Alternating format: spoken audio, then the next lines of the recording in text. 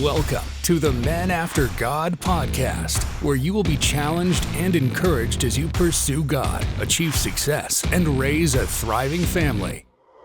Join your host, Dustin, and his guests on a weekly journey to grow as husbands, fathers, and men after God. Here is your host, Dustin Alley. All right, guys, welcome back to another week of the Men After God podcast. I am excited to be here with a friend of mine named Casey Cease. I think I pronounced that right. I probably should have asked before I introduced him. Good. Awesome. He is a kindred spirit of mine. I read an article of his online about pastoring and ADHD. Now, I've never been diagnosed, but I've got some suspicions. And it was just something that did my heart good. I think it will do leaders good to understand operating with ADHD. And maybe you don't have it. Maybe there's symptoms. Maybe you do have it and you don't know. But I think this is going to be a wonderful conversation for any entrepreneur, for anyone who is a thinker, visionary, and likes to go and do different things.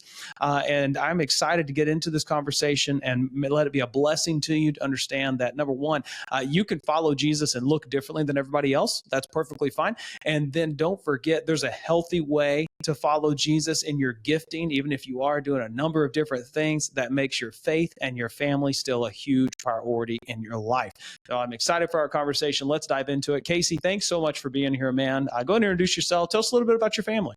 Hey, Dustin. Yeah, man, thanks so much for having me on the show. I'm really excited to be here with you and hope it's encouraging for your listeners. I've married my high school sweetheart, Steph. I've been married over 23 years. We have two beautiful daughters. One, Braylon, is 17, almost 18 years old, and Abigail, who is 11. And we live in near Central Texas, in between Houston and Austin, in a beautiful place called Burnout, Texas. If you're familiar with Bluebell ice cream, I can see the factory, original factory, from my front porch. Wow. And that's my claim to fame. I do not work for the factory. Yeah. And so, man, I came to faith at the age of 17. I was involved in an alcohol-related crash. It was my fault. I was driving and a friend of mine was killed. Man. Ran in front of my car, and I was not yet a believer in Jesus. Following that, it was a horrible event. I just turned 17. And following that, Jesus saved me and gave me an opportunity to, nearly immediately after I graduated high school, started speaking to kids, because I asked the judge if I could do some of my time of probation speaking to kids about dangers of drinking and driving. And as my passion for Jesus grew, got saved that year, and I started talking to people about Jesus. And so people say, "Hey, how'd you get started speaking in ministry?" I say, "You don't want to go my path if you can avoid it. Community service and probation. You don't want to do that." Yeah. But the Lord has been very kind through those years of entering into the kingdom, limping into the kingdom, actually by the Lord's grace, being drugged into the kingdom, and then, kind of walking in with a limp.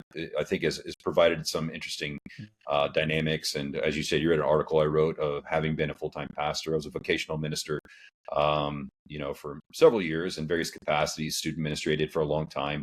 I've been a community pastor, which means pastoral care, small groups. And then I was a lead pastor and church planter for almost 9 years, and then moved back to the Brenham area. Not from here, but we helped start a church here. And so when we finished up our last plant, or at least our role there, moved back to be in a great community with great people.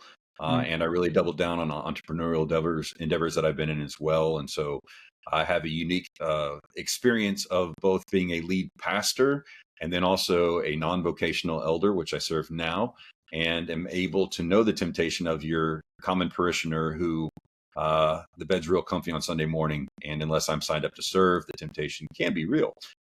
Been there. So that's a bit about me. I own a book publishing company. I own a marketing agency.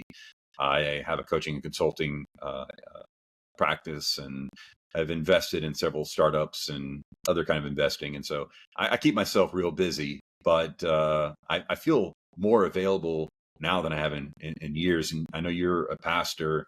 I just want to say, man, that is the toughest job I've ever had. And I've had a lot of jobs and gigs. And so the weight of carrying the burden of not only your own personal family, but the burden of the souls of your congregation is not the one to be taken lightly. So thank you for enduring and staying the course and fighting to find a way forward with how the Lord's uniquely wired you and gifted you as well. Because, it's easy to get stuck into cookie cutters for sure of how a pastor should be. And we miss the soul of the man serving us. So Appreciate you. That's so good. I love that. I appreciate your kind words. Yeah. I was told early on that, when it comes to ministry, it's maybe not the greatest saying, but it was basically to me like, listen, if God's called you to do it, that's great. But if you can go do something else, go do something else. Because it truly takes a calling of God to be in that role. And, I'm very thankful for the privilege and opportunity because there's, you mentioned it, like there's downtimes, of course, everybody has them, but man, let me tell you, the highs are high of being there for the births or being there for the miracles taking place and marriages being restored and all these different things. And those are the moments where we see God work and we get to be a part of it. And it's wonderful. And I love how you pointed out there at the end of, not being cookie cutter in that role. And as any leader, whether it's a pastorate or it comes to business, if you're a manager or whatever it may be, you're all probably going to be compared to somebody. Now, we should all maybe be compared to Christ, if you will, which we fall short of. But we're usually compared to someone else and how they did it. But God didn't make us all as, again, that cookie cutter mold. We are individuals that operate that particular way. And again, the article that I noticed and drew me to reach out to you was about pastoring with ADHD. And so talk to me a little bit about that journey. Were you diagnosed with ADHD as a child? Is that something that came later in life? Yeah, because I was a quiet ADHD. Like some of you nut jobs would like bounce off the wall and get in trouble at school, but mine was very internal, right? I mean, I had a hard time sitting still and stuff. Like what boy That's doesn't? where mine is. Yeah, and so and so for me it was really internal and mental, and so they thought maybe depression, maybe a bunch of different things. So I'd be anxious and depressed and all that stuff, and it wasn't until I was 22 years old, I was about to drop out of college, my father being a Vietnam veteran helicopter pilot, and then went back in as a prosecutor for the JAG. He comes from a Jewish background, half Jewish background. And so education's really big in his culture and family. And so he was like, yeah, you're not dropping out, but we'll figure this out. And so went and got tested, and after the test, the lady was like, hey, does anyone ever diagnose you of ADHD and dyslexic? And I was like, no. She's like, well, yeah, you are. And so started relearning how to read at age 22. I gave medication a try, and I know people are terrified of medication. The way I tell that is like, hey, under the authority of a doctor, that's fine. But a lot of people with ADHD will self-medicate with high amounts of caffeine or with other other things. Listen, let's not talk about that. I mean, because it's basically having the same effect where it's a calming effect having a cup of coffee when everybody else is all strung out, and your wife's like, why are you able to fall asleep? You just had a cup of coffee. You're like, man, I'm exhausted. But it is one of those things where until you understand how the brain works, is there. So I did that, ended up, instead of dropping out, I graduated with honors from University of Houston. And then I went on to seminary. I went part-time because I was traveling and I had a nonprofit for years, traveling and speaking to teenagers and adults. And so I was doing that part-time while helping plant a church. And really kind of turned the deal. But there was a lot of, it really hit when I was planting though, even post-seminary, because all of a sudden, everyone's like, well, John MacArthur spends 40 hours a week on his sermon. And I'm like, no. I was like, I was about to have a seizure. And I was like, I don't love God, apparently, because if quantity of time, a good 10 hours of studying, reading, praying, planning out, maybe a little bit longer. But, I would read the New Testament a month for several months in a row while in seminary, right? It's 8 to 10 chapters a day. And it was just so let me pause you for just a second, Casey, because even saying that right there, like that's intense. And now this was post-medic. This today, is this post-medication? Yeah. Oh, 100%. Okay. All right. Yeah. There we go. No. Oh gosh. I might maybe on caffeine then, but it's like, no. Okay. No, I mean, I was absolutely medicated. But also I was just hungry. And so having studied the word, understood and known the word, I was talking to another friend that alleviated some of my guilt and said, hey, you've studied the word a lot, and you minister from the word, and you care for people through the word, and you devote in the word. Those guys they have unique callings, unique giftings, but your gifting to your flock is going to look different. And the Lord has you in the right place, what you need. And what it forced me to do is become more clear on how my calling is exercised, and then invited me to build a team around me that complemented my skill set, right? Because you're seeing more of a movement in a lot of churches where there might be a lead pastor and then a teaching pastor, because there is that guy that loves spending 30 hours a week parsing the Greek and really digging deep and discipling people. And so that's awesome. Good for them. Let's celebrate that. But my real skill set that I found over the years is I enjoy teaching the Bible and preaching. I'm a fairly gifted communicator, especially in places that don't have gifted communicators. I really thrive. But beyond that, but I really shine one-on-one with people and caring for people and doing soul care and marital counseling, and that exhausts me sometimes, because if people would just act right, we wouldn't have to do it. But sin happens, and people need amen. I have a saying when it comes to people, and it's that people be peopling. Yeah. And people be peopling a lot sometimes. Oh yeah. I'm one of those people too, right? Yeah, and so there's a few sayings I tack onto it, and sometimes you be the people, and we have to accept that. But man, no, I love that. I'm right there with you. So you said it came out more in your church planning. What caused it to be exasperated? What caused it to rise to the surface? Or did it cause issues? Oh yeah, I mean it did in the sense, some internal, some external, right? Okay. Where it caused issues in my marriage over the years, because my wife had a set expectation on how pastors should be. My church and leaders had expectations, and I had expectations that I often fell short of. And so there's a lot of shame involved in dealing with that. And we started working with a soul care coach, and understanding our personalities, understanding how we work, understanding that maturity in that. And it was through Crosspoint Ministry. There's a guy named Jim Cofield. He's still doing some coaching. And we actually in 2019 through 21 went through the Soul Care Institute with Crosspoint Ministry. And, that's part of my gift now in coaching, and through being an elder is still doing soul care. But part of that time was learning each other, understanding our stories, understanding how our stories affect us and impact our relationship, but also changing expectations and maturing. It was basically pastoral care and discipleship for the leader. And having gone through that, realizing that, hey, the gifts I'm bringing to the body, we need to identify what's most helpful and useful and double down on those. And one of the things that Jim would speak to me, because I was always intentionally bivocational. I started my publishing company in 2006, planted the church, started gathering people in 2009, launched in 2011. And then, moved on from there in 2018, at the end of 2018. But during that time, he said, Casey, if you put all of your attention and energy just towards a church, you would blow it up, and not in the positive church planning way we're talking about. Because I have high energy, high drive, high visioneering. But I also, you're limited by time and resources and people's maturity. There's certain things that a church should do that would have been a challenge for the people. Help me with some clarity on that one. And to our audience, guys, I'm asking this question for me. I hope it benefits you, but this question's for me. When you say that you would focus in on and it would blow it up and those things, go into some details there. Like, what does that look like? What do you mean by that? Yeah. Really the focus and intent on like impatience and drive, right? Like, and I would then I would blow it up, and I would blow myself up too. Yeah. Right. So we have to realize that when we're going after people's hearts, right, and then especially where I was planting was a upperly mobile area. There's a lot of pressure on having a perfect kids ministry and having the music right and having everything else. But that wasn't the ethos that we really felt would be long-term health for an organization. My drive to grow and to build and to move would often leave a lot of different people behind, and that wouldn't have been healthy for it. And so using other ways to create, other ways to build that were complementary of what I was doing, but not all focused in the church at that time. And realizing, I've done the Kolbe assessment, Kolbe, which is cool because it's a cognitive assessment on how we work.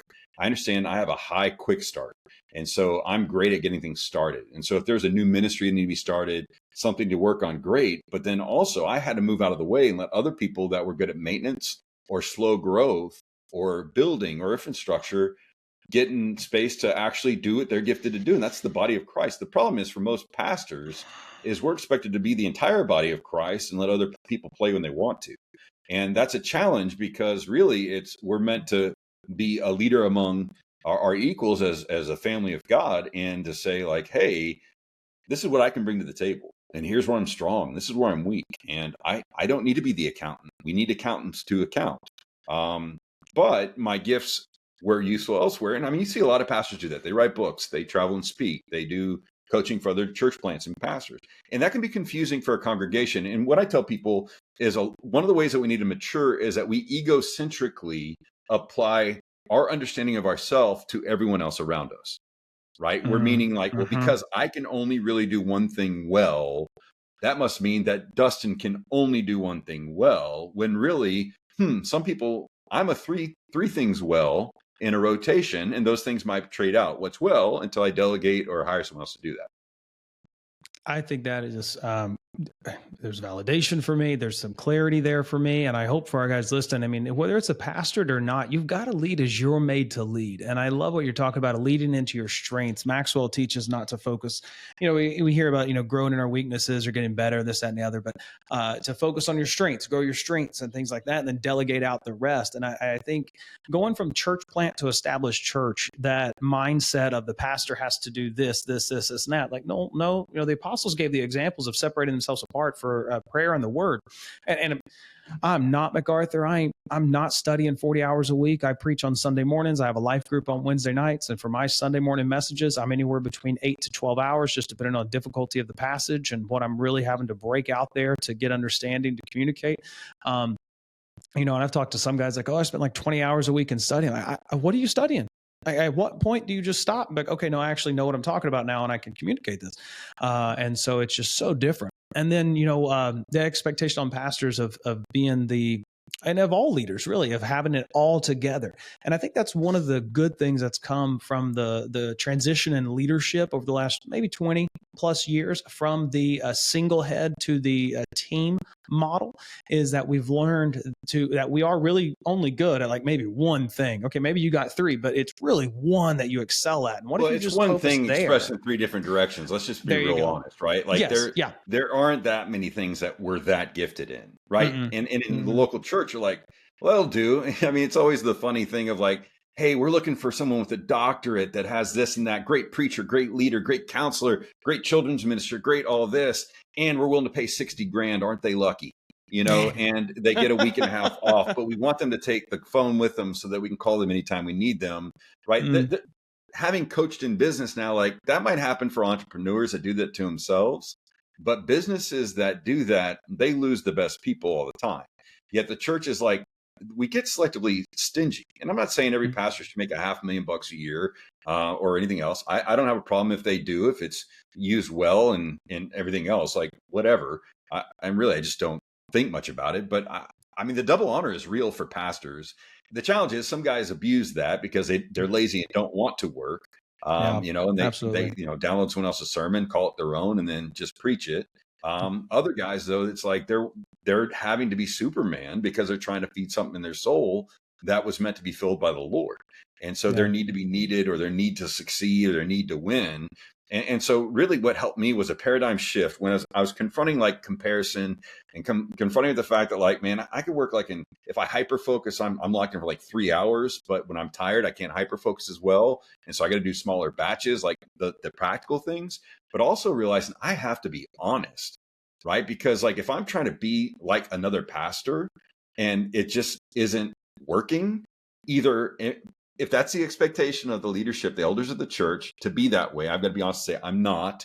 I trust and submit to your authority. What are we going to do? Or say like, this is what I can bring, and I think it's best for the church. Are you in agreement? Yes, then I'm going to go do that. And not everybody's going to understand. That's the horror of leadership, is you're not always going to be understood by everybody. Yeah. And so you have to navigate that and be as honest as possible. But also say like, hey, I mean, you're 8 to 12 hours. If you're a high energy person, which you shared with me before in some of your personality, it's like, you're like a 220 volt or a 240 volt. I forget how electricity is broken down, as opposed to 110 or 120. Right. And so it's like your 8 to 12 hours is like a 16 to 24 hours for someone who's wired differently than you. And so it's like, in quantifying it, and I shared this with you before we started recording, was leaders are responsible for outcomes. Managers are responsible for the efforts to achieve those outcomes. And so, right, the fact is like, are you faithfully preaching the gospel? Are you faithfully teaching the word of God? Are you calling sinners to repentance and to place their hope and trust in Jesus? Are you inviting people to be encouraged in the Lord and to grow in the Lord? Then, some people, if that takes them 40 hours to faithfully do that, awesome. If it takes them 20 hours, awesome. If it takes them 10 hours, great. The reality is, though, at the end of the day, the biggest thing that helped me switch from this comparison game is no longer was I gauging success, except for on the merit of faithfulness. And that faithfulness came to, am I being faithful to the Lord? Am I being faithful to my wife? Am I being faithful to my children? Am I being faithful to the work set before me? And if I'm able to stand in the mirror and before God and answer those that I am, then that's winning, right? And so you said you recently wrote and released a book. That was you being faithful to expand a message that you have and to use your gifts for the furtherance of God's kingdom on mission. Okay. Well, not everybody needs to write a book to be faithful. Amen. Yeah. Some people write a book shouldn't. I own a publishing company. So and so it is that context that I think as we mature in the Lord, we're able to come in and say, like, look, man, if you're able to focus for 25 minutes on, 5 minutes off, it's called the Pomodoro technique. That works really well. The problem with Say that name again for us. Pomodoro technique. Some people call it Pomodoro technique. Yeah, it's 25 minutes on, 5 minutes off. You do that through 4 cycles, and then you take 25-minute break. Right. So some people do well with the Pomodoro technique. I'm making a note of that one. Yeah. And they have apps for it and everything else. And you're going to find, like, I was just lamenting. I have a Christian psychiatrist I visit with on my medication stuff. And I was like, man, I used to kill it in Trello, but I don't use it anymore. He's like, well, try another productivity app. And I'm like, well, you can't do that. He's like, sure you can. He says, your brain will probably need to process through 2 or 3 different at a time. So you might be in reminders on your iPhone for a while, and then you might use your calendar for a while, and then you're going to use Trello again because you come back to your old friend, and it needs that variety, and that's not wrong, as long as you communicate appropriately to who you're doing that with. Because I would be so guilty, like, man, I'm consistent, I'm on it, and then I get off of it, and I'm not using it anymore, and then I would just give up on everything because there must be something wrong with me. Well, there is, but it's also right, and like. And so make friends with it and say, like, okay, well, how do we adjust? And sometimes you tell yourself, no, this isn't an invitation to pure indulgences of, well, just that's who you are. No, you're a wicked sinner deserving of hell, and God has given Christ in your place. So then now you have access to everything, right? So I'm coming from a Christocentric viewpoint of, because I'm adopted by God through Jesus Christ into his family and bestowed all that is given to me as a son of God, how then should I live? And it's called freedom. Amen. And saying, like, hey, it's scary to go in because I hate being rejected. My personality type, it's like kryptonite and probably some pride in there if I'm rejected.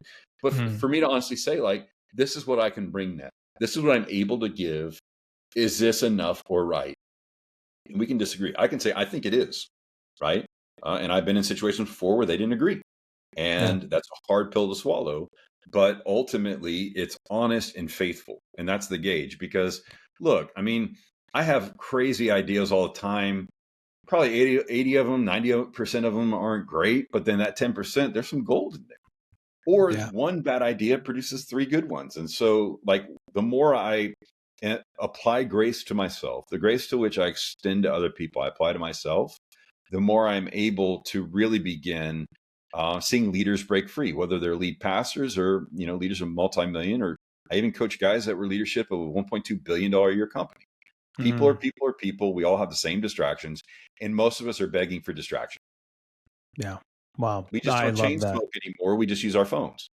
Yeah. No, and that's a whole deal, because I'm sure we could have a great discussion on dopamine here in a minute. I love what you talked about success, because the tagline of the book, Becoming a Man After God, is achieving success with a thriving faith and family.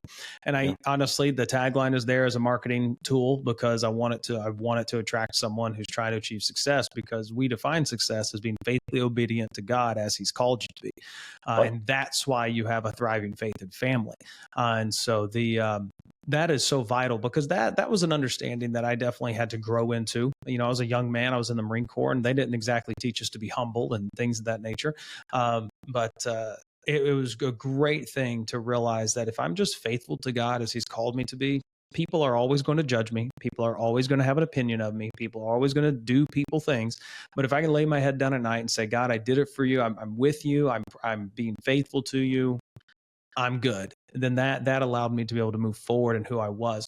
Now, I want to talk for a second about the realization of it hurting and the ADHD symptoms hurting things, and then coming out of that. You talked about bringing a team together around your weaknesses and being honest with yourself. Understanding success, being faithful, obedient as God has made you.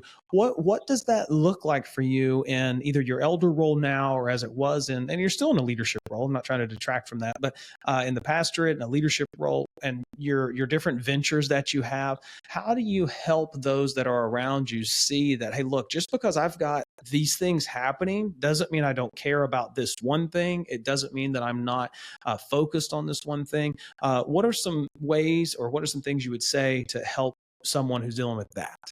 Yeah, that's a great question. There's a few ideas because a lead pastor, a head pastor, if you're looking that way, and I would even say a CEO, is really more of a head coach rather than the lead quarterback.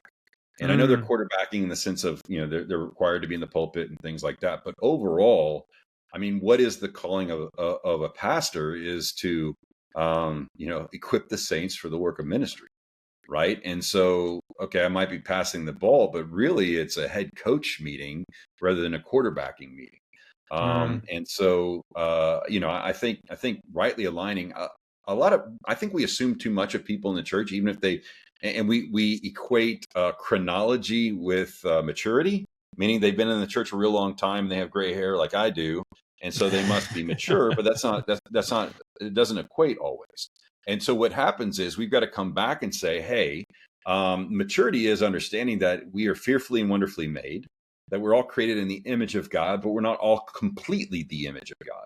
We're one angle of it, right? And sin has tarnished that. And so a couple ways it's caused problems of me not following through with commitments of things that I know I shouldn't be doing, but I would eagerly commit to doing it.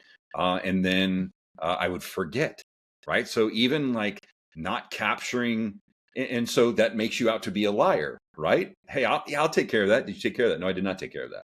Okay, well, some personality types take it as, well, you lied. Well, objectively, I guess I did, but it wasn't the intent to lie. It wasn't like, oh, I'm going to say yes and then nefariously go not do it. It was, I literally forgot. I literally did not have that in mind. And, I made a mistake. I'm sorry. Let me make that right. And so one of the ways I've done that from early on is I began hiring at least a virtual assistant to manage some of the mundane, repetitive tasks that I'm responsible for. Amen. And I did so. The day I got an executive assistant, it saved my life. That's it. And I even at the church when we first started, I paid for it out of my own pocket. And it was that important to me where I realized that, hey, and then eventually the church got an admin or a secretary that all of my church things went to, but I also privately paid for another administrator that would handle all my other interests, right? So that I could focus on and be present. And throughout my tenure as a pastor, even through very stressful business seasons or economic seasons or whatever, I was able to be present where I needed to be present because I had the right people in the right place doing their job. And so we would narrow down and say, hey, I'm going to take pastoral care of these crisis things, but now we have counselors that we're going to outsource to. And even now you can outsource to counselors online. If your area doesn't have solid Christian counseling, you can at least have people that will meet with them on Zoom, just say like, hey, my policy switched from I'm going to walk with them into eternity to like, I'll meet with people 3 times. After the 3rd time, if there's still a lot of work for them to do, we're going to refer them out. And so those would be things that we change along the way because I'm not their savior. And I would mistakenly think that being senior pastor meant it's all my effort, and really it's my responsibility, not my effort. And so being able to delineate between those two, both in personal ministry and business, has really helped prevent a lot of burnout on my end and disappointment across the board from people in my sphere of influence. Talked a lot about this from the ministry's perspective. Talk about it a little bit from the business owner's perspective. And I'm sure if one's listening, then they can easily, hopefully, translate that over. But I want to be very direct and clear about what it looks like in the private sector versus, inside ministry. The use of the executive assistant, the delegation, maybe hiring correctly, just anything you kind of bring up to that CEO or that small business owner who's that entrepreneur who finds himself like, oh, I got an idea. What's some things you might say to him regarding this? So, a lot. I spend a lot of my time now coaching upwardly mobile business owners, and it's like a purgatory from $500,000 in revenue to $1.2 million of revenue. There's this dip where it's like I'm making more money and I'm making less money because they're investing back in their business. Or if they're not investing back in their business, it's like hungry hippos. They keep wanting more marbles, but they're burning themselves out or rooting relationships. And since your premise is obeying God and having healthy marriages and families, like I would say, hey, there's a different path forward, because there's a lot of great ideas, right? The thing that most entrepreneurs get wrong is not if an idea is great, it's whether they should do it and when they should do it. That's the number one thing. And so, and my litmus test for that now is, should I do it? I have to answer the 5 whys. Like in the Toyota way, they ask the 5 whys. Well, why do I want to do it? I want to do it to make more money. Why do you want to make more money? Because blah, blah, blah. Well, because of that why, right? And ultimately it gets down to, I'm afraid of, I want blank, whatever. You get to the root of it. And again, you're invited to be at least honest to say, hey, this is what we need to do, or why. That builds trust with your team. If you have a staff or a team, to be able to go to them, even if you're a family, hey, I'm going to be out 2 nights a week now for the next 6 months because I'm working on blank. You can at least give an idea of what you're working on and why you're doing it. For the entrepreneur also is, the first thing I do anytime I start anything is, if my current executive assistant is at max, I would say she can hire an assistant to the executive assistant to do certain tasks or something new if need be, and she would manage that. She would move more into management. I would check my bookkeeping and accounting team, make sure everything is done there. And then I would be honest about my time. And I've bitten off more than I can chew more times than not. I'm just more self-aware now to tell people like, hey, I'm so sorry, I've bitten off more than I can chew. And what that usually means is it's just going to take a little more time, or we're going to need to hire somebody to do certain tasks. Because the can versus should paradigm is huge, whether you're in ministry or leading a company or growing your own thing. Is like, just because you can do something does not mean you should do something. And that was my Go ahead. I was going to say that was my biggest transition, coming from a position as an assistant pastor. And my pastor is very kind, gracious, but he said, if it doesn't happen on Sundays, Dustin does it. And if it doesn't involve worship or preaching, Dustin's got his hands in it. And it was true. Like, I learned how to set up sound systems, do websites, run a CRM, find a CRM, make budgets happen, create events, do project management. I was the go-to. And I was good in that. I loved that. It was fantastic. And then transition over to the pastorate.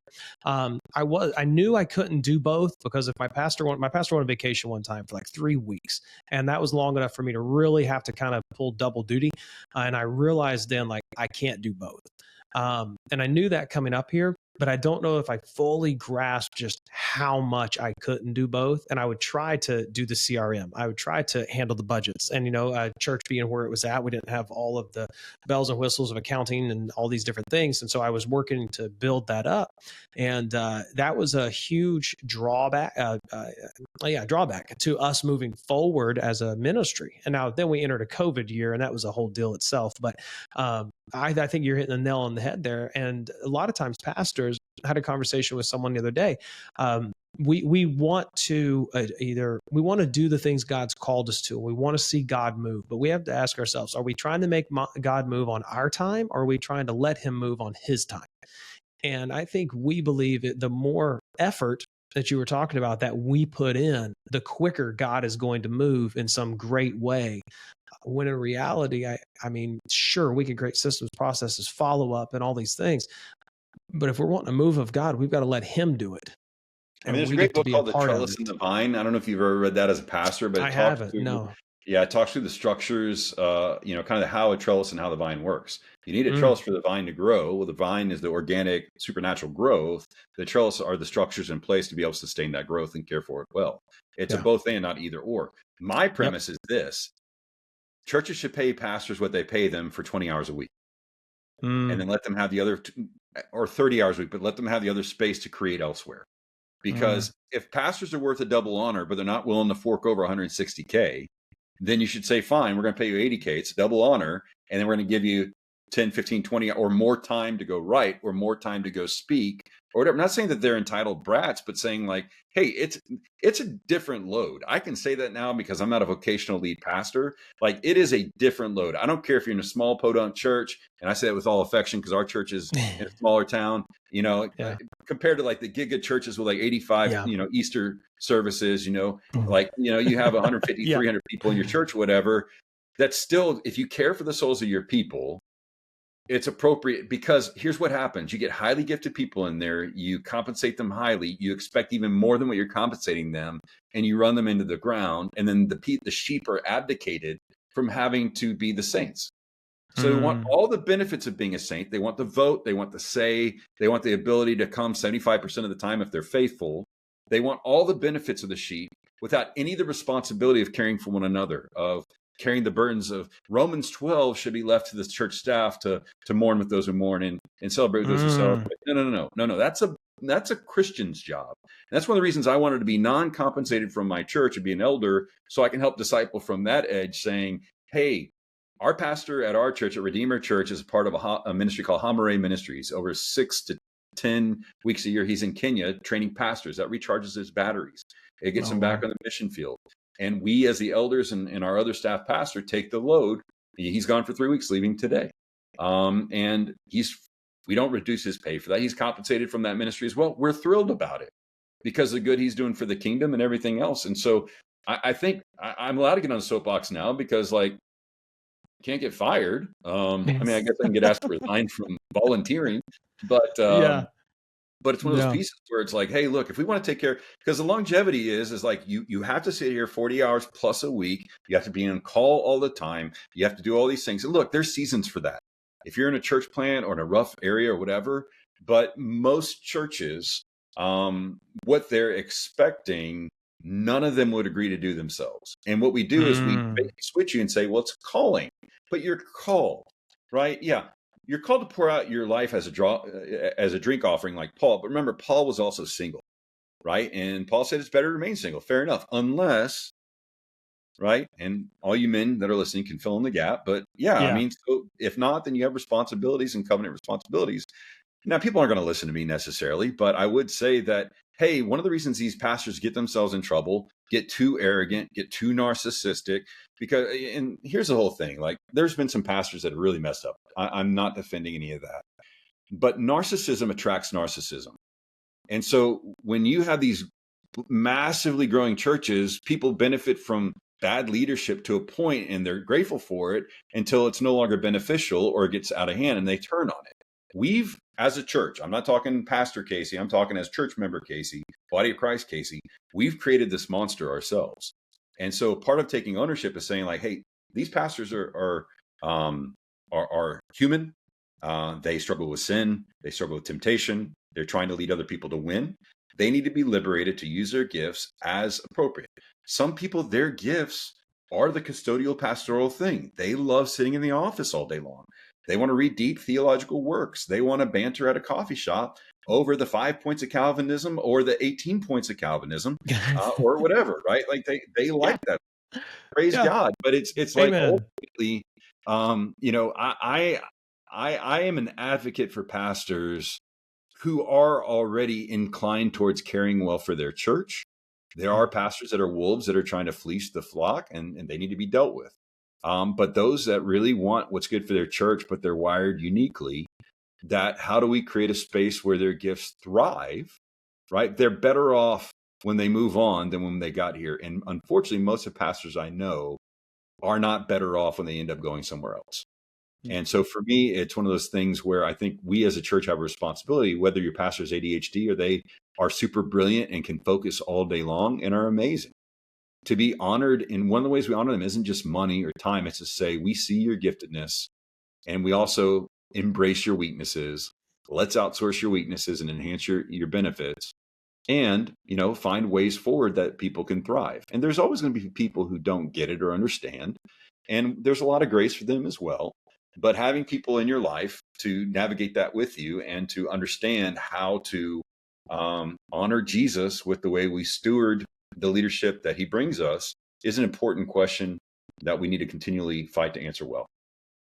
I absolutely love that. And I know our focus has been with the ADHD as well. And you mentioned it with inside the scope of Christianity. Now, one of the things I grew up with in the South was a view of it's not ADHD, it's they didn't get spanked enough. Right. Or Yeah, they're sure. not disciplined and different things of that nature. And there's no one that disagrees that there's overdiagnosis in a sense. But that Sure. doesn't mean there's not reality. Talk about that for a minute when it comes to maybe explaining ADHD in a Christian environment to help someone understand, like, no, there's a mental aspect of this. Honestly, I think there's some spiritual aspect to this. Like, how would you have that conversation with someone? I mean, you went to the Marine Corps. What better Ritalin than to go to boot camp? I mean, you don't obey, you go to jail, right? Okay, Yeah, then your yeah. options are limited, right? Yeah. Okay, my dad said that when he went to the Army. He was flunking out of college, was going to be drafted, so he enlisted to be a helicopter pilot in Vietnam. And he got his act right. Now he hyper focuses. He still has ADHD. He's never been diagnosed, but he knows how to hyper focus when it's time, right? He learned how to. So maybe whooping me would have been the right thing in some parts. But here's the problem. Let's liken it to something people agree on. There's type 1 diabetes. There's type 2 diabetes. Type 1 diabetes is genetic. There's nothing that you can do. Now, I know people that aren't on insulin because they eat no sugar. They eat nothing bad for them. There are people that don't have to be insulin dependent if they greatly adjust their diet, right? Right. And so, like, if we're in wartime and I'm a machine gunner and I'm going to be killed if I don't machine gun, I probably don't need medicine. I have adrenaline, Yeah. right? And Yeah. survival, right? That kicks in. Okay, fine. Type 2, and I'm not a doctor, I'm not giving medical advice, but type 2 diabetes usually happens because people have not taken care of themselves and they've eaten too much sugar or too much carbs or whatever, and their body is beaten down, and maybe they can, but type 2 diabetes can be reversed either with medication or with a drastic change of diet. So it's both and like I said, I know a guy with type 1 diabetes that doesn't have to take insulin unless he knows he's going to eat sugar. Because his isn't so bad and his body regulates and he's otherwise very healthy, right? So that's one. But most people I know have a pump, right? Yeah. They have to have insulin, otherwise they're going to be very, very sick and die, right? And so there are some people that are born with your brain's an organ, and whether it's haven't been whooped enough or your organ actually has that issue or benefit, it's I would say both and.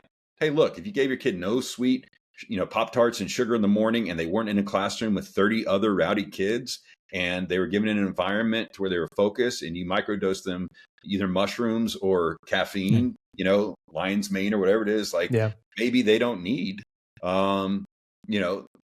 And so I would say, like, hey, rather than being flippant like we are in the South, typically, right? We're pretty flippant, like, more. Well, that could have worked. If I'm afraid I'm going to be harmed, I might get it together. So that could be an option, but the outcome of then abuse being generational will be a problem. So that's it. I think there's things that I take a tablespoon of Carlson's fish oil every day to help my brain function better. I know when I'm not working out or haven't been walking, even with medication, it's tougher for me. I'm more on point if I watch my diet and I'm working out, right? So for me, it's a both and.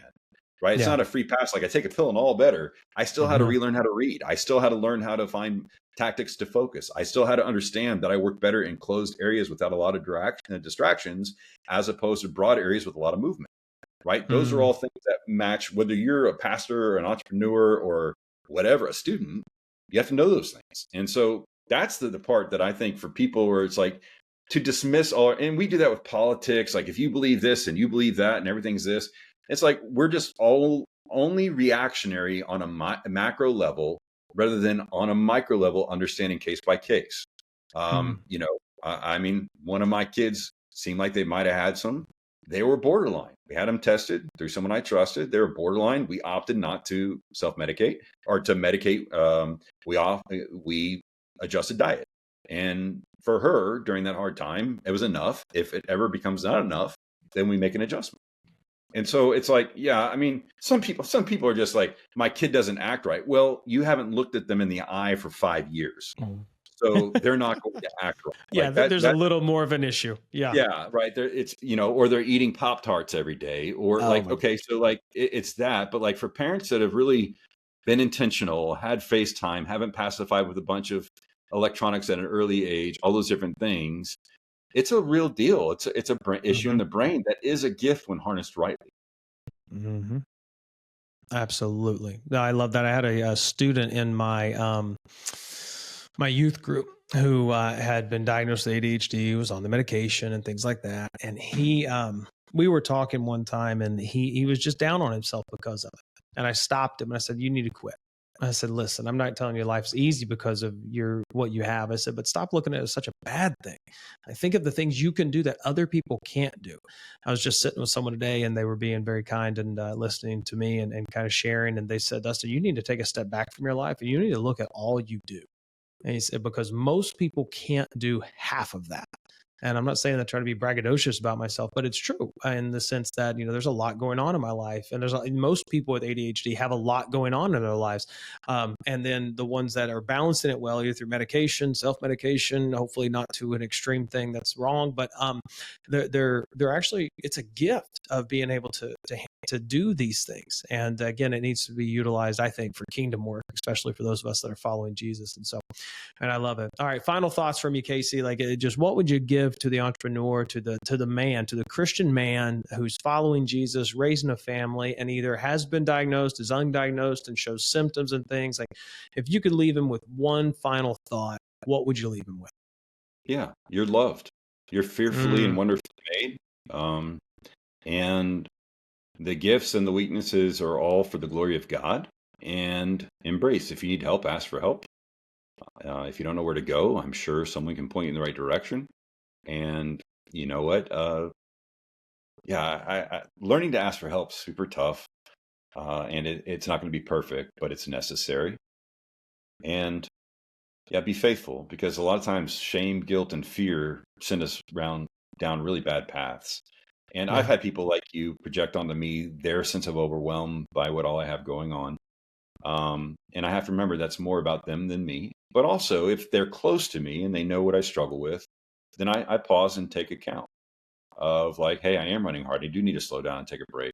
I went and bought a flip phone a couple years ago and pay like a couple $100 a month. And just, if I'm out, hey, it's a flip phone day. If you need me, call my wife. And if they really need me, they can call my wife. If not, then they don't have that number. That's there for my wife, really. And for me to call 911 if I do something foolish. So yeah.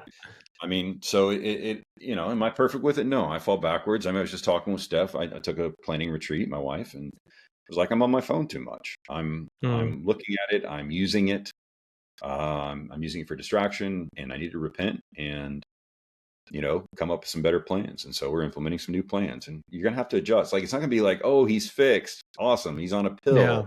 So the pill enables you to learn new habits, to be able to adjust and do so under the authority of a doctor. There's organic stuff that people can try that they find very beneficial. Some people don't need it. They just need to be let wild. Like, hey, I do have a guy one time that he's like, yeah, man, I was struggling really bad with pornography. And he was like, man, I'm really compulsively doing that. He got on his ADHD meds. He stopped because he's like, it was impulse control. And so he started dealing with some of the hard issues that were behind the use of it. And it was a gift to the guy. Right. Yeah. So like, I don't know. I think it's hard for pastors and leaders we have to make some macro assessments when really it's not, I think there are certain absolute truths in life. Right. But a lot of times we say he should be spanked more. There are children that should be spanked and that aren't. We see them go to Walmart, go to Target, you'll see them. But a lot of times it's more complex than that maybe, but it's also like, hey, you can spank a kid or you can teach them how to use what they have and disciple them. I love that. That's amazing. Casey, thanks so much for your time today, man. Your article, our conversation today has been a huge benefit to me. I know it's going to be to our guys that are listening, and I just really appreciate you. To our audience and guys listening, if you deal with ADHD, if you are dealing with potential symptoms of that, I do encourage you, reach out for help.